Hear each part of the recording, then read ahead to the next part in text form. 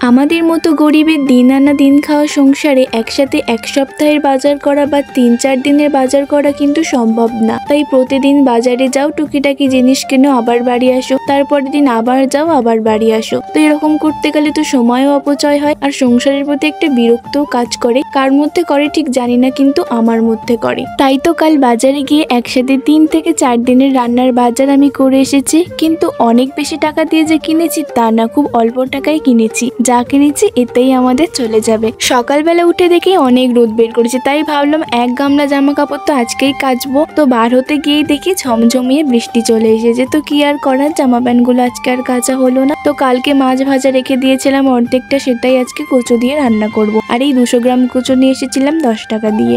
একটা মাছ কিনে আমি 2 দিন রান্না করে নিলাম। তো এরপর দেখো আমার আজকে রান্না করার আগেই তো ভাতটা হয়ে গিয়েছে। তারপর আমি তাড়াতাড়ি করে রান্নাটাও বসিয়ে দিলাম। তো চলো আজকের মতো টাটা। আমার ভিডিও ভালো লাগলে অবশ্যই সাবস্ক্রাইব করে দিও। দেখা হবে নেক্সট ভিডিওতে।